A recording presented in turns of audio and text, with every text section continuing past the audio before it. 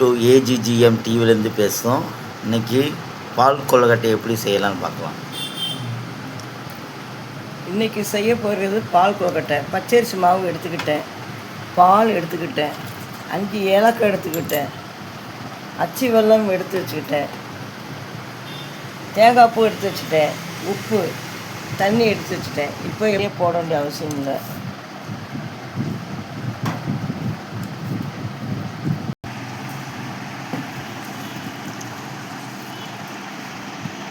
பால் கொழுக்கட்டை நல்லா கட்டியாக பிசைஞ்சுக்கணும்.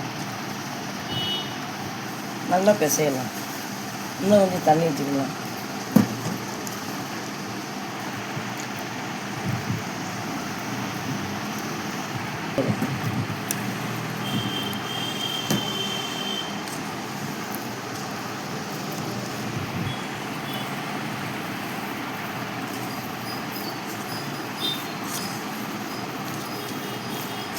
இதில் பிசைஞ்சு வச்சுக்கலாம். இப்படி நல்லா பிசைஞ்சு விடணும்.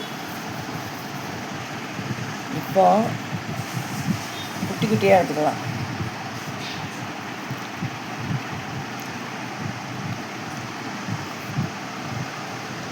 சிறுசாக விட்டணும். குட்டி குட்டியாக விட்டலாம்.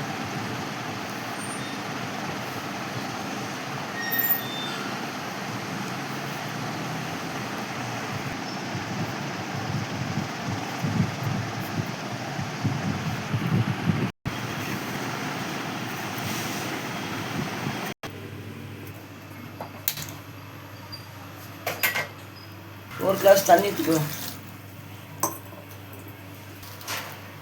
சர்க்கரை போட்டுக்கோ. நல்லா இனிப்புக்கு அதை கொதிச்சு வரணும். கரையணும்.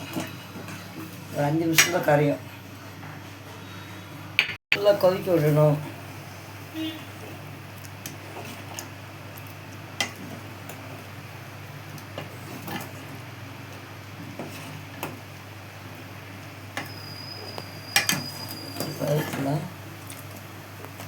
ஏற்றுக்கிடணும்.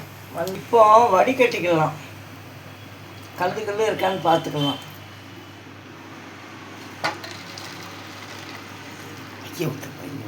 வடிகட்டிக்கலாம். ஒன்றும் இல்லை, போட்டுக்கலாம். ஏலக்காய் போட்டால் மணமாக இருக்கும். இப்போ எடுத்து போட்டுக்கணும் தண்ணி.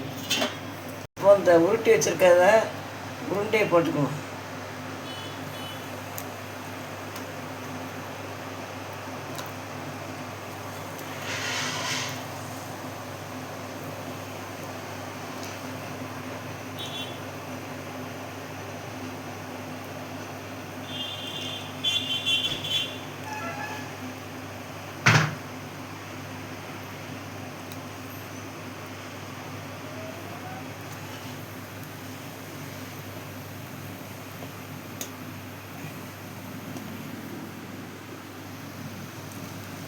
தள்ளி போட்டுக்கலாம்.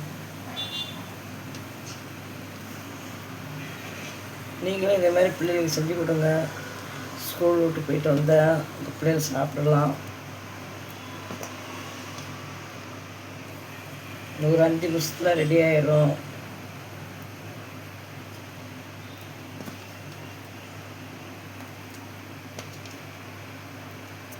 கொழுக்கட்டை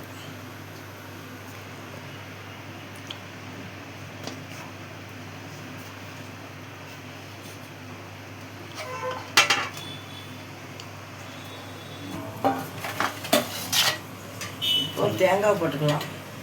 திருவின தேங்காவை போட்டுக்கலாம்.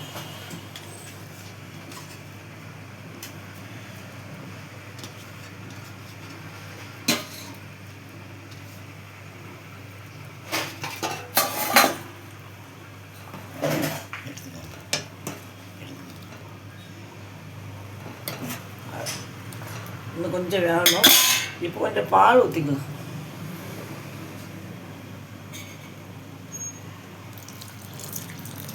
பால் ஊற்றிக்கலாம்.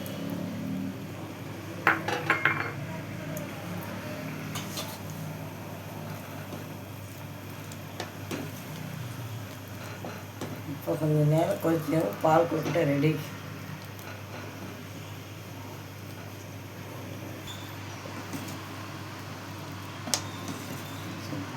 பால் கொழுக்கட்டை ரெடி ஆகிட்டுருக்கு.